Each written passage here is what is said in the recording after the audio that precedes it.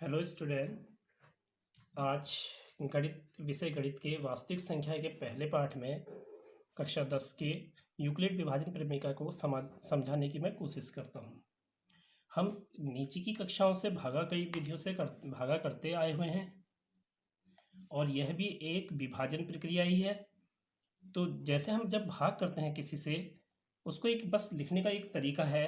जैसे एक सरल सा उदाहरण है, 5 से 37 को अगर हम भाग करते हैं 37 को, तो 7 बार ये जाता है। 5 सत्ते 35, तो हमारा शेष जो बचता है वो 2 बचता है। इसमें इनके नाम हैं। जैसे हमने इसे 5 से भाग किया तो इसको हम कहते हैं भाजक, और जिसमें हमने भाग दिया है वो भाज्य है। यहाँ पे मैंने ऊपर ही लिख दिया है भाज्य। और जितने बार गया ये भागफल है।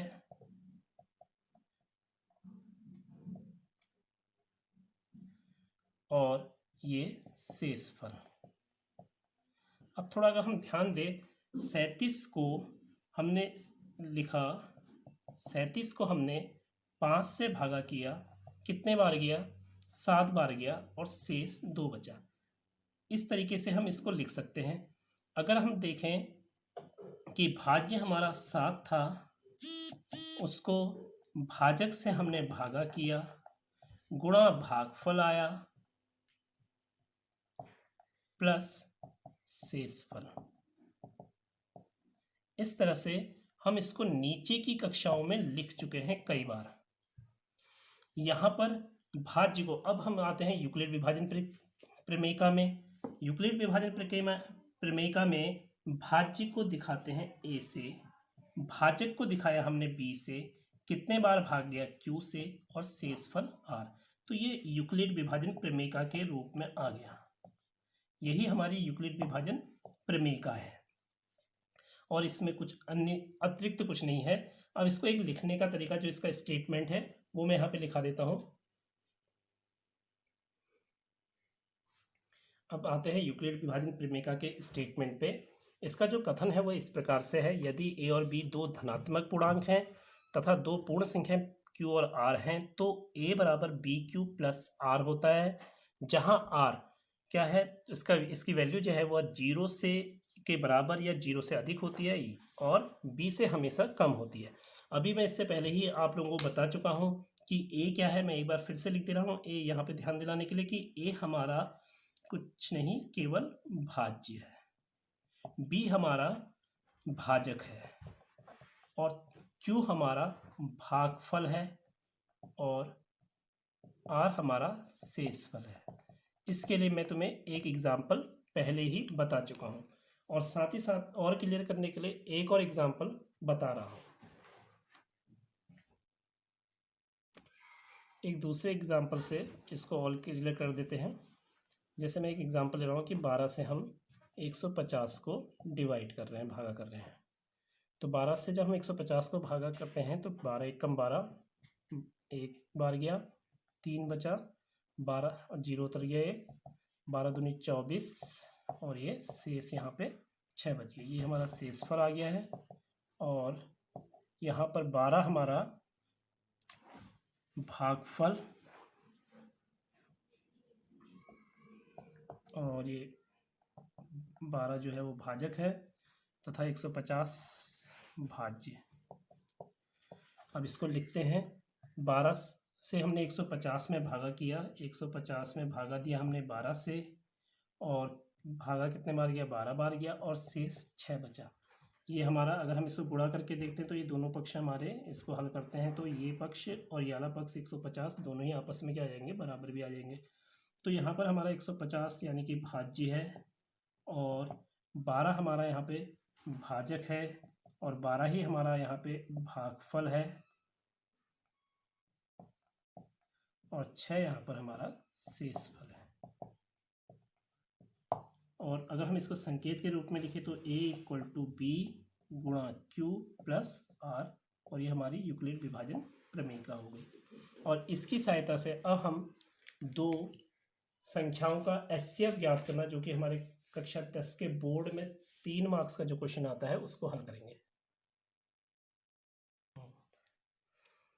स्टूडेंट्स, यूक्लिड विभाजन एल्गोरिदम का प्रयोग करके अब हम एचसीएफ कैसे ज्ञात करते हैं, इसका मैंने एक क्वेश्चन ले रहा हूँ जो तुम्हारी एनसीईआरटी की बुक की पहली प्रश्नावली का पहले क्वेश्चन का पहला पार्ट है।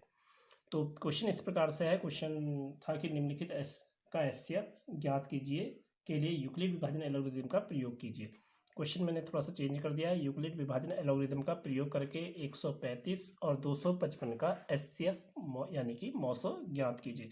यह हमेशा बोर्ड में 3 मार्क्स का एक क्वेश्चन आता है। तो इस क्वेश्चन को कैसे सॉल्व करेंगे, मैं इसके लिए एक काम करता हूँ, यूक्लिड की जो हमने इससे पहले पढ़ा है उसको यूज़ करते हैं, लेकिन उसके लिए पहले एक रफ कार्य कर लेते हैं यहाँ पे। तो यहाँ पे मैं रफ वर्क कर रहा हूँ, तो रफ कार्य को देखो, फिर उसको हम करते जाएंगे। ये बहुत सिंपल तरीका होगा और इससे आप लोग आसानी से कर लोगे। और वैसे भी ये मेथड आपने एचसीएफ निकालने का शायद कक्षा 6 में पढ़ा है। तो 135 से पहले हम क्या करते हैं, जो दोनों से जो छोटी संख्या है 135 से हम क्या करते हैं 255 में भाग कर देते हैं। तो देखो कि भागा कितने बार गया है, तो एक बार जा रहा है, 135 आया और शेषफल कितना बचा 5 और ये 9, यानी कि 90 शेषफल बच रहा है। अब इसको यूक्लिड के अनुसार हम यहाँ पे लिख देते हैं, यूक्लिड की जो एल्गोरिदम है अब इसको यूक्लिड के अनुसार लिख देते हैं। जैसे 255 को हमने 135 से भाग किया, कितने बार भागा गया, ये एक बार भागा गया और शेषफल हमारा 90 आया। अब क्या करेंगे, इस 90 से इस 135, ये तो पहला पार्ट हो गया यहाँ तक। अब क्या करेंगे, 90 से ये जो 135 आ रहा है इसको भाग कर देंगे। तो 90 से 135 को यहीं पर ही भाग कर देते हैं। तो कितने बार ये जाएगा, 90 से 135 को अगर हम भाग करते हैं तो ये भी हमारा एक बार जा रहा है। यहाँ शेषफल 5 और ये 4 यानी कि 45 आ रहा है। तो हमने अब क्या किया, 135 को जो पहले भाजक था उसको शेषफल से भाग कर दिया, यानी कि 135 को हमने 90 से भाग किया, यह एक बार गया और शेषफल हमारा इस समय 45 बचा। ठीक है, अब फिर से ये हमारा दूसरा स्टेप हो गया, ये फर्स्ट स्टेप था, ये सेकंड पार्ट हो गया। अब थर्ड, फिर से हमने शेषफल यानी कि 45 को लिया, अब इससे हम भाग करेंगे 90 को, देखेंगे कितने बार जाता है। तो 45 से हमने जब 90 को भागा किया तो ये 2 बार जाएगा, 45 दूनी 90 हो जाता है। अब शेषफल हमारा 0 आ गया। तो इस समय अब हमने 90 को भागा किया, कितने से, 45 से किया, कितने बार गया, 2 बार गया और शेषफल इस समय 0 हो गया। तो अब हम एचसीएफ की बात करेंगे, तो अंत में जिससे पूरा पूरा भागा किया है यानी कि 45, तो 45 हमारा इन दोनों संख्याओं का यानी कि 135 और 255 का मौसौ अर्थात एचसीएफ हो जाएगा। तो इस प्रकार से यूक्लिड विभाजन एल्गोरिथम का प्रयोग करके हम किन्हीं भी संख्याओं का एचसीएफ ज्ञात कर सकते हैं। स्टूडेंट, अब हम एक दूसरा क्वेश्चन ले रहे हैं जिसमें हम 3 संख्याओं का एचसीएफ यूक्लिड विभाजन एल्गोरिथम का प्रयोग करके करेंगे। तो इसमें मैंने संख्याएं ली हैं 30, 72 और 432। तो देखिए इस क्वेश्चन को कैसे सॉल्व करेंगे। तो इसमें हम क्या करते हैं, सबसे पहले कोई 2 संख्याएं ले लेते हैं। मैं ले रहा हूँ इसमें 30 और 72। अब हम इन दोनों का एचसीएफ यूक्लिड विभाजन एल्गोरिथम का प्रयोग करके करेंगे, जैसा कि इससे पहले हम कर चुके हैं। तो इसके लिए पहले एक रफ कार्य कर लेते हैं। ये रफ कार्य का रफ वर्क का कॉलम बना दिया है। तो इसमें से 2 संख्या है 30 और 72। 30 और 72 में 30 हमारी छोटी संख्या है, तो 30 से हम बड़ी संख्या यानी कि 72 को भाग करेंगे। तो 30 से हम 72 को अगर भाग करते हैं तो ये 2 बार जाता है, 30 दूनी 60 और शेषफल हमारा 12 बचता है।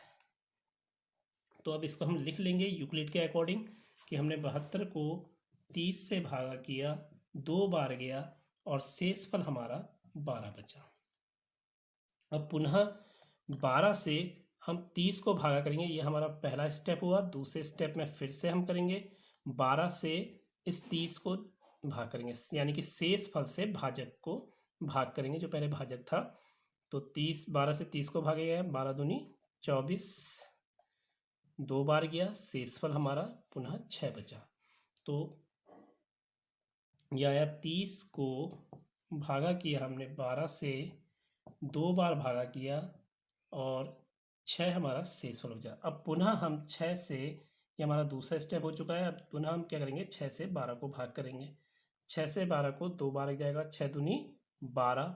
शेषफल हमारा अब कुछ नहीं बचेगा, यानी कि शून्य बचेगा।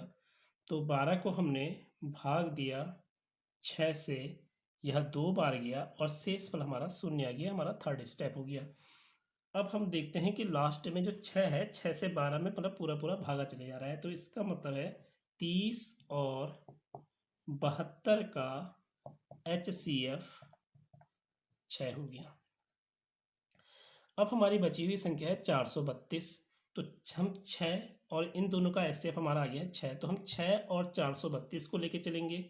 तो 6 से 432, 6 और 432, इन दोनों का HCF निकालेंगे। इसके लिए भी वही हम यूक्लिड विभाजन एल्गोरिथम का प्रयोग करेंगे। तो इन दोनों में छोटी संख्या हमारी 6 है, 6 से हम 400 बड़ी संख्या यानी कि 432 को भाग करेंगे। तो ये तुम्हारा गया 6 7 42, 1 बचा, 2 3 12, 6 दूनी 12 बार। यहाँ पर ये पूरा पूरा इसी में पहली स्टेप में पूरा पूरा चले गया है। अगर ये पूरा नहीं जाता तो इसको फिर हम उसी प्रकार से करते जैसे इससे पहले किया था, आगे को हम प्रोसेस चलते रहते। तो 6 से हमने 432 में 6 से भागा किया, कितने बार गए, 72 बार गया और शेषफल हमारा शून्य बचा। तो इसमें हमें पहले ही स्टेप में शेषफल हमारा शून्य आ गया है। तो 6 और 432 का हमारा HCF जो होगा, 6 और 432 का HCF भी 6 ही निकला।